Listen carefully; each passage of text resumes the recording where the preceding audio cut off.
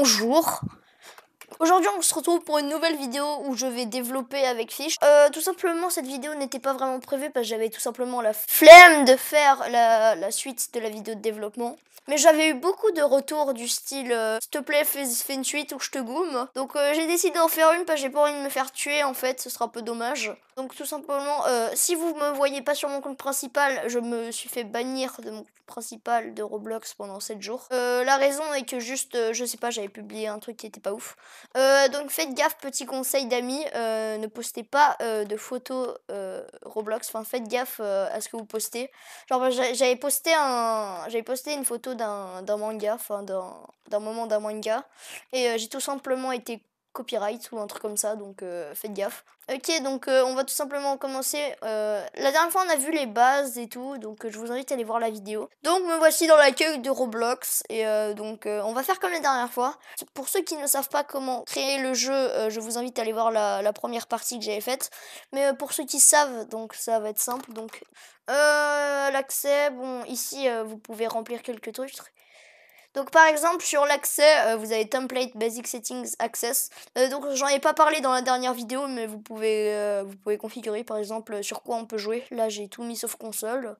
Le maximum membre de joueurs dans un seul serveur, donc tu peux mettre 20, 10 ce que tu veux. Les serveurs privés par exemple, je peux enlever les serveurs privés de mon jeu, ou je peux les ajouter et je peux changer le prix. Genre les personnes devront payer ce nombre de Robux pour avoir un VIP dans mon serveur. Ok, donc sponsor, ça c'est pas ce qu'on va voir dans cette partie. Nous on va aller dans Edit. Ok, on est en train de se connecter à Roblox Studio. Si vous n'êtes pas connecté sur Roblox Studio avec votre compte tout simplement, vous pouvez le faire. Déjà les premières choses, c'est qu'on avait vu tout ce qu'il y avait là. En tout cas bon, on va revoir. Tous dans modèle on n'a pas tout vu, mais on a vu les bases. Donc créer des portes, etc. C'était vraiment le kit débutant. Maintenant on va être un peu avancé, donc je vais supprimer cette partie. Test, ça c'est pour le serveur, on verra dans une partie. View, aujourd'hui on va avoir besoin de ces deux boutons en principal. Plugin, bon là je suis pas sur mon compte principal donc je n'ai pas tous mes plugins. Mais plugins ça permet juste de faire tout et n'importe quoi avec Roblox Studio. Donc par exemple j'ai un plugin qui s'appelle Loi de caractère. En tout cas je vous mettrai mon top 3 des meilleurs plugins pour commencer Roblox Studio dans la description. Donc Loi de caractère, donc c'est un petit plugin, donc vous pouvez insérer l'avatar de n'importe qui dans le jeu. Par exemple si je veux insérer mon compte, j'ai juste à faire comme ça. Et voilà, j'ai mon skin, et c'est comme ça que, si vous vous demandez, c'est comme ça qu'on ajoute son propre avatar dans le jeu. Et aussi une autre question que j'ai reçue, c'est comment inviter quelqu'un dans ton jeu pour développer à plusieurs, comme vous pouvez voir dans d'autres vidéos. Alors c'est très simple, je n'ai qu'à faire turn on sur le team create. Donc comment allumer le team create, donc imaginons que ce n'est pas ouvert. Tout simplement ce que vous devez faire, c'est aller dans view. Et ensuite, vous cliquez sur Team Create, qui s'affiche juste ici. Tac, vous cliquez. Ensuite, si le Team Create n'est pas déjà activé, je vous invite à l'activer. Voilà, ça recharge. Maintenant que j'ai ce petit truc, donc dans les dernières mises à jour de Roblox, on pouvait directement inviter les gens depuis ça. Maintenant, ça a changé, donc comment faire? Vous allez dans Home, et vous allez sur Game Settings. Vous allez dans Permissions. Cherchez par le nom de la personne. Donc moi je veux inviter Fish, donc je vais faire Headless Meliodas. Voilà, et donc oui, et aussi faut avoir la personne en ami pour pouvoir l'inviter. L'erreur que beaucoup de gens font, c'est que genre ils mettent seulement la permission de jouer. Si vous mettez jouer, c'est que la personne pourra jouer même en privé, c'est un peu genre une waitlist. Si vous voulez que la personne puisse développer avec vous, donc faites gaffe avec ses perms, vous mettez edit et là la personne pourra se connecter. Ok, donc je vous mets un extrait de l'écran de la personne quand elle veut se connecter. Ok, donc ce que la personne doit faire, c'est qu'elle doit se rendre déjà, ouvrir Roblox Studio depuis son bureau en tant qu'application. Ensuite, elle doit cliquer sur My Games. Et ensuite, elle va avoir trois icônes, enfin 3 catégories. T'as My Games où c'est genre les jeux que vous avez fait vous. T'as Group Games, c'est les jeux de groupe. Et Share With Me, c'est où elle trouvera les jeux à quelle elle est invitée. Et puis, si ça marche pas, la personne a juste à relancer le launcher. Aussi, dans la dernière vidéo, vous pouvez me voir utiliser la Toolbox. Donc la Toolbox, c'est cette interface où vous pouvez avoir des modèles créés par la communauté. Alors c'est très déconseillé, même les modèles créés par Roblox ou approuvés, vraiment très déconseillé. Car ces modèles, tout simplement, ils ont été faits pour quand vous allez les insérer dans votre jeu, la personne peut tout simplement détruire votre jeu. Transition pas prévue. Oui. Ferme! Bon, il y a des choses plus safe à prendre comme les mèches, donc ça a été fait en modèle 3D, voilà, vous pouvez voir, je vais juste agrandir un peu. Donc vous pouvez en prendre, c'est plus safe que les modèles, donc par exemple en short, c'est magnifique. Aussi, vous pouvez avoir les images que vous pouvez coller quelque part, par exemple sur ma plateforme. Les images, par exemple, imaginons que vous pouvez chercher, genre je veux mettre Dumb Face, donc et donc moi là, maintenant que j'ai fait ça, je peux juste prendre la face la plus débile que je trouve. Et je peux l'insérer en mettant ma souris sur ce que je veux. Ok, voilà, donc ma plateforme ressemble définitivement à ça. Maintenant que j'ai tout qui est prêt, sur Home, si vous ne connaissez pas les touches de base, vous pouvez aller voir la dernière vidéo. Mais en tout cas, maintenant, on va s'attaquer à ces boutons. Donc, on va faire spawner une part. Et donc déjà, je vais fermer ça aussi. Et donc déjà, la part, vous avez votre part, vous pouvez la faire dire, la bouger. Changer sa rotation. Changer sa rotation avec le bouton Transform aussi. Ok, donc ce que j'ai fait, c'est que j'ai configuré mon Roblox Studio à ce que si elles se croisent, elles se passent à travers. Ce qui fait un truc un peu moche. Et donc, par exemple, bon, je peux faire ça pour qu'on la voit, mais genre, voilà. Mais imaginons que je ne veux pas qu'elle se passe à travers. Tout ce que j'ai à faire, c'est à toucher ces boutons. Donc, collision, donc là, c'est pas activé, donc ça va se passer à travers. Mais si vous activez les collisions, vous pouvez en effet voir que, tac, ça va se bloquer et genre je ne peux plus avancer. Et alors que si j'enlève les collisions, bah voilà. Ok, donc aussi certains m'ont demandé genre comment quand je bouge ou quand je scale, c'est aussi fluide. Alors tout ce que vous avez à bouger, c'est ça. Donc vous les désactivez tous les deux. Mais en gros, imaginons que je mets à 35 degrés et là que je mette à 35. Vous pouvez voir que ça va être beaucoup moins fluide. On peut que faire comme ça, genre...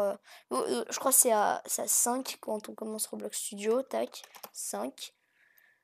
Ouais, voilà, c'est un peu comme ça. Et vous pouvez voir, c'est pas fluide. Donc tout ce que vous faites, c'est les désactiver. Vous mettez à 0. 0. Et puis bah ça va être beaucoup plus fluide pour scale, pour la bouger avec select, etc. Après avoir tourné la dernière vidéo sur le sujet du développement, sur mon jeu vous avez pu voir que la sphère que j'avais mis en l'air tombait. C'est tout simplement normal, c'est car je ne l'avais pas ancrée. Donc par exemple, imaginons que je mette cette part, voilà, je la mets en haut. Voici le bouton pour modifier. Par exemple, si je la mets tout simplement en haut, mais que je ne l'ancre pas, elle va être soumise à la gravité. Donc vous pouvez voir que si je mets en test du jeu, vous pouvez voir que la plaque vient de tomber, ce qui n'est pas ce qu'on recherche de temps en temps. Moi aussi, s'il te plaît. CR s'il vous plaît, ou sinon je vais personnellement venir chez vous et je vais vous donner un coup de pied entre les boules. Mais bon bref, nous ce qu'on va chercher à faire, c'est à prendre l'appart et faire un corps. Donc maintenant l'appart ne sera pas soumis à la gravité et comme vous pouvez voir quand je vais rentrer dans le jeu, elle va tout simplement flotter. Et on peut marcher dessus aussi en parallèle. Donc aussi en parlant de marcher ou pas marcher dessus, si on peut tout simplement la toucher. Donc pour l'exemple, on va créer un mur qu'on va laisser encore, un mur en métal tout simplement. Ah bah fichier arrivé. Comme vous pouvez voir, la forme du personnage quand vous êtes en train de développer avec quelqu'un d'autre est comme ça. Donc vous voyez le personnage sur cette forme là avec son regard sur la flèche. Et donc maintenant, si on veut avoir plus d'informations sur nos parts, car c'est cool, on peut toucher là et tout, mais nous on veut plus d'informations. Donc ce qu'on va faire, c'est qu'on va aller dans View et là vous avez plein de trucs. Mais tout simplement, avant de build, ce qu'on va faire, c'est qu'on va aller dans Plugin. Donc voilà, avec les plugins on peut tout faire. Et je vais améliorer ma base plate. Donc je vous mettrai le lien du téléchargement du plugin en description. Mais voilà, vous faites ça et maintenant vous avez une base plate qui est fait exprès pour build. Donc aussi un autre plugin, donc vous pouvez faire comme ça et vous pouvez insérer des... Ne prenez surtout pas ceux de la toolbox, les personnages. Donc vous insérez un skin normal qui n'a aucun code virus. Et comme vous pouvez voir, les tailles correspondent à un petit carreau est égal à un pied de joueur. C'est beaucoup mieux quand tu builds pour te rendre compte des tailles. Mais bon, maintenant ce qu'on va faire, c'est qu'on va aller dans View. et qu'on va ouvrir ces deux interfaces. Bon, il s'affiche pas comme ça de base, mais c'est moi qui ai changé. Et donc là, vous avez tout ce qu'il y a dans votre jeu. Donc ce qui est en bas, on verra plus tard ou dans une autre partie. Mais pour l'instant, on va s'attaquer à ça. Donc il y a tout ce qu'il y a dans mon jeu dans Workspace. Si je le ferme, il n'y a plus que ces trucs. Donc déjà, on a le demi. Donc ça, c'est la caméra. Donc comment votre Roblox Studio vous voit. Enfin, comment vous bougez. Et ça, c'est le terrain. Donc ça, on verra après. Mais donc le demi, bah voilà, il est là, je peux le voir, j'ai des informations sur lui à gauche. Et donc je peux changer son nom, donc comme comme aussi bip. Et voilà, par exemple, là il s'appelle comme ça. Bon, je vais juste supprimer celui-là. Enfin non, en fait, je vais le remettre. Et ensuite, vous avez votre base plate, donc vous pouvez toucher et puis agrandir votre base plate. Bon, aussi, il y a un autre moyen, c'est que genre pour lock un modèle ou pas, genre par exemple, c'est le bouton lock dans Home. Donc vous mettez lock sur un modèle, par exemple, voilà, là il est lock. Plus personne ne peut le sélectionner à partir de la base plate. Il faut les sélectionner à partir du machin, enfin de l'Explorer. Et donc je peux le unlock, et là comme vous pouvez voir, on peut le toucher. Et donc c'est pareil avec la base plate, c'est déjà lock, mais je vous conseille pas de la unlock parce qu'après c'est le bordel. Maintenant, comme vous pouvez voir, on va tester le jeu. Comme vous pouvez voir, je ne peux pas passer à travers le mur, c'est tout simplement un mur normal. Mais si on veut faire des trucs trompeurs ou des builds un peu trompeurs, enfin si on veut faire des trucs trompeurs, déjà avec Propriety on peut tout faire. C'est-à-dire que je peux changer le matériel de ici, genre je peux mettre tout ce que je veux. Bon, on va faire que le mur soit un peu plus moche en quelques secondes. Genre, non pas comme ça, mais genre, voilà comme ça. Bon, vous faites ce que vous voulez. Hein. La reflétance, c'est comment le soleil reflète sur votre modèle. Donc là, genre, ça, avec ce matériel, on ne le voit pas forcément. Voilà, aussi, on le voit quand même. La transparence, c'est pour tout simplement faire des... Voilà, vous pouvez changer la transparence. Bon, je pense que vous avez compris. Ensuite, vous pouvez changer aussi le nom. Bon, on va pas voir au-dessus, mais vous pouvez juste faire comme ça, un truc. Et puis, genre, dans l'Explorer, ça va s'appeler comme ça. C'est comme ça, d'ailleurs, qu'on classe les modèles. Et ce qui va nous intéresser pour ce qu'on voulait, c'était le bouton Can Collide. Donc si vous désactivez les collisions tout simplement comme vous pouvez voir, vous pouvez tout simplement voir que je peux passer à travers le mur sans aucun problème. C'est comme ça que certains traps ou quelque chose sont faits dans les jeux. Ok, maintenant qu'on a fait ça, on va passer à autre chose. On va passer au groupe. Donc par exemple, imaginons que je suis en train de faire mon modèle et donc j'ai différents trucs et tout, voilà, comme ça. Imaginons ça c'est mon modèle, bon c'est un peu de la merde. Mais imaginons ça c'est mon modèle et genre je galère à le déplacer. Donc il y a deux solutions, c'est soit vous faites comme ça et vous déplacez tout, ou soit si vous voulez tout simplement pouvoir le select tout d'un coup, vous faites comme ça. Vous faites clic droit et vous allez dans groupe. Maintenant que j'ai groupé ça, vous pouvez voir que les 4 modèles sont tout simplement bougeables et sélectables dès le premier clic. Et donc le modèle est là et si on l'ouvre, on peut sélectionner comme ça. Donc le modèle, je vais l'appeler... J'avais pas d'idée. Vous pouvez faire spawner des spawns, donc genre vous les mettez comme ça.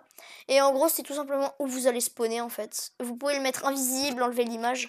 Et donc les images dans l'Explorer sont tout simplement représentées. Donc vous déroulez, vous avez l'image, donc les images sont représentées comme ça, vous l'enlevez. Et vous pouvez le mettre petit, le rendre transparent et tout, et enlever les collisions. Mais donc, nous, ce qu'on va faire, c'est qu'on va... on peut mettre n'importe quoi. Par exemple, si je mets ça sur le spawner, ça va marcher aussi. Bon, c'est vrai que c'est pas le spawner le plus classe au monde, mais ça va marcher. Aussi, vous pouvez ajouter des effets au part. Par exemple, je peux une groupe depuis là aussi, une groupe. Voilà, donc imaginons que je veux ajouter un effet à ça. Donc tout ce que vous allez faire, c'est ouvrir ça, faire Insert Object, et vous faites Particle émetteur, voilà, vous choisissez ça. Et maintenant, cet objet sort des particules. Et donc, les particules, si vous les sélectionnez, vous pouvez changer tout ce que vous voulez, la texture des particules. Donc aussi, vous pouvez insérer des modèles depuis vos fichiers, rajouter des services. Mais bon, par exemple, vos fichiers, c'est simple, vous pouvez les enregistrer dans vos fichiers. Par exemple, j'avais fait un truc comme ça. Voilà, c'était ça. Donc voici un de mes modèles par exemple, donc c'est un modèle Naruto pour ceux qui ont la ref. Là t'as quelqu'un qui a un Rasengan tout simplement. Et là t'as un Chidori. Et si vous voulez enregistrer un modèle dans vos fichiers, par exemple, imaginons que je veux enregistrer ce truc moche. Vous le prenez, vous cliquez droit, vous faites Save to File, et après vous appelez le fichier comme vous voulez, vous l'enregistrez. Maintenant, avant l'outro, je voulais juste vous dire merci pour le nombre de retours que j'ai eu sur la dernière vidéo. Ça me fait vraiment plaisir et ça m'a vraiment reboosté à commencer. Et puis merci. Ok, donc les gars, on a à peu près tout vu. Donc bah ouais, donc dites-moi dans les commentaires si ça vous intéresse que j'en refasse. Et donc moi je vous retrouve à la prochaine pour de nouvelles vidéos. Salut tout le monde, c'était Crazy Click, à la prochaine. Salut.